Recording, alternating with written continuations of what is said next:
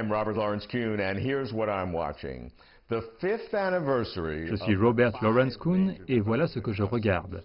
Le 5e anniversaire des 5 concepts majeurs de développement formulés par le président Xi Jinping en 2015 en tant que stratégie globale et directrice pour le développement économique et social de la Chine. Selon Xi, le modèle de la Chine allait de l'avant et guidé par l'innovation, la coordination, l'écologie, l'ouverture et le partage.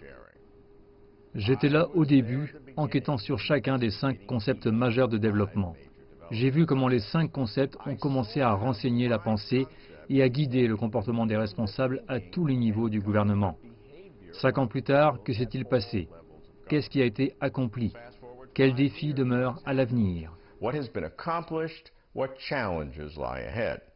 Tout d'abord, l'innovation, désormais plus importante que jamais, surtout à la lumière de la concurrence technologique féroce avec les États-Unis.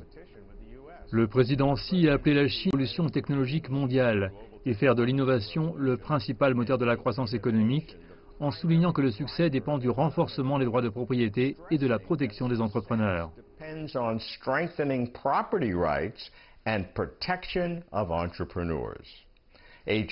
Un défi pour l'innovation, combien de temps faudra-t-il à la Chine pour produire des puces à semi-conducteurs de classe mondiale?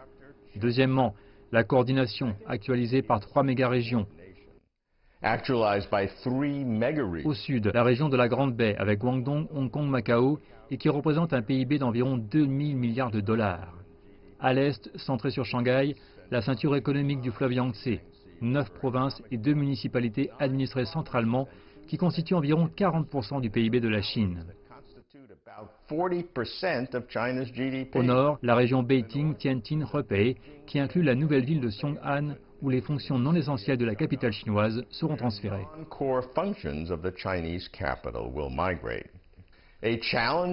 Un défi pour la coordination. Comment équilibrer la coordination avec la compétition, comme ce qui existe entre Hong Kong et Shenzhen? Troisièmement, l'écologie. La Chine est désormais un leader mondial en matière d'énergie renouvelable, produisant, utilisant et finançant l'énergie renouvelable. La Chine est en tête dans le domaine de l'énergie hydraulique, solaire et éolienne. De plus, la Chine construit et finance des projets mondiaux en matière d'énergie renouvelable à la pointe de la technologie.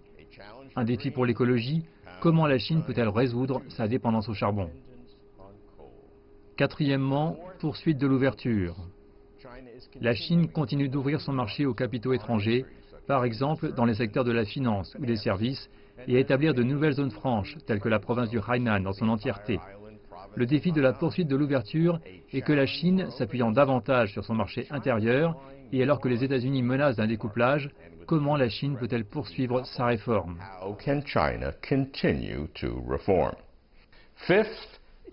Partager le développement. Coopération des régions les plus développées avec les régions les moins développées, comme dans la lutte contre la pauvreté, dans la santé et la lutte contre les... Prenez par exemple la coopération entre les hôpitaux de Shanghai et ceux de Qinghai, dans des régions des minorités ethniques.